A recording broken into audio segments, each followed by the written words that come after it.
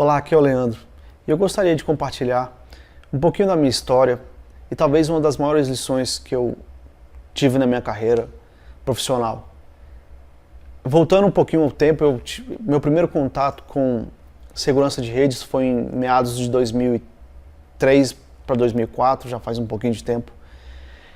E o primeiro contato que eu tive naquela época, a gente tinha acesso muito mais à informação através de banca de revista e revista, Linux Magazine, várias outras que eu não lembro tanto, mas o primeiro contato que eu tive com essa parte de intrusão e segurança, eu conheci um cara, eu trabalhei com ele, um cabeludo filho da mãe, muito inteligente, e ele estudava física na Universidade de Brasília, e uma vez eu comprei uma revista que falava aprenda a proteger sua rede com open source.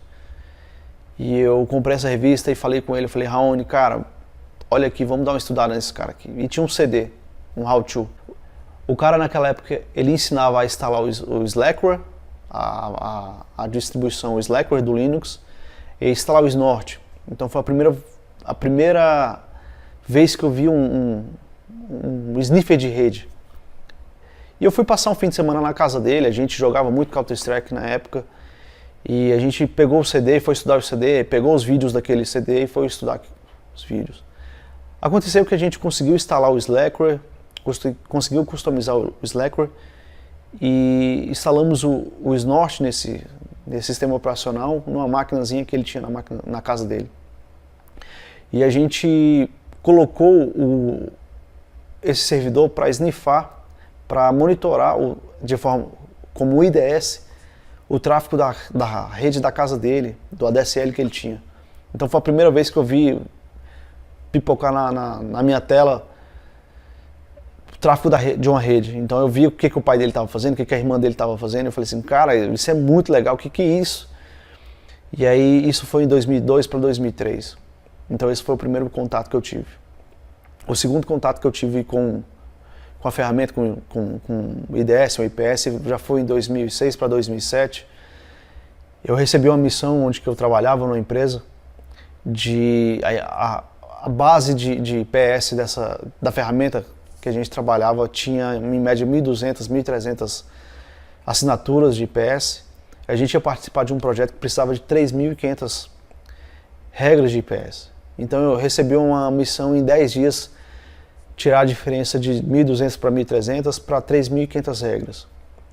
E naquela época eu pesquisei na internet, achei um site que é o do Imagine Thread, e eu peguei basicamente a versão da comunidade do Imagine Thread e coloquei nessa ferramenta, e passou algum tempo depois, a ferramenta sofreu essa atualização e essas regras, essas assinaturas foram para os clientes, foram para os equipamentos espalhados ao redor do Brasil.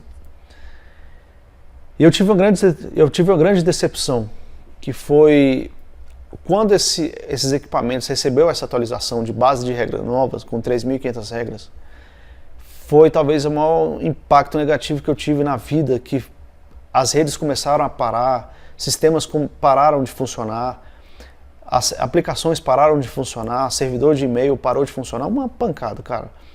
A gente, assim, o departamento de suporte resolvia 20, 30 chamados por dia, passou a resolver 120, 140, 160 chamados por dia.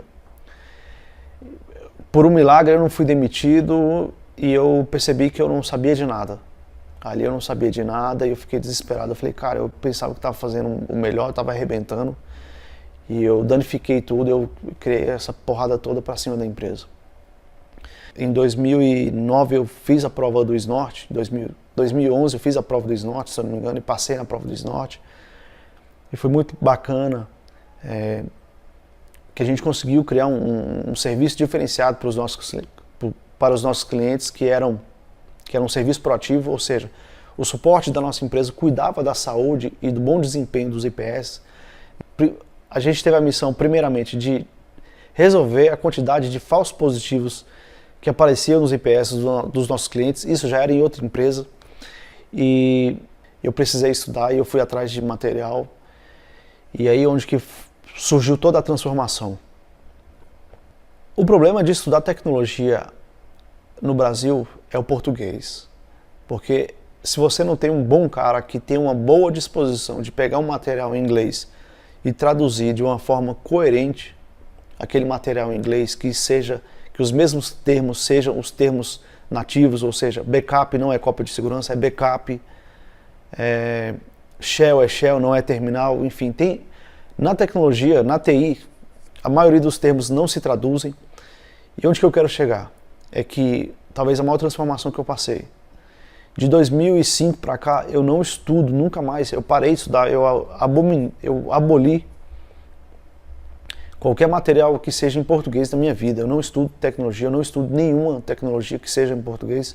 Se eu for estudar como funciona o meu celular, eu pego o manual em inglês e vou estudar inglês. Para quê? Para que eu esteja mais afinado, mais alinhado com a raiz da questão.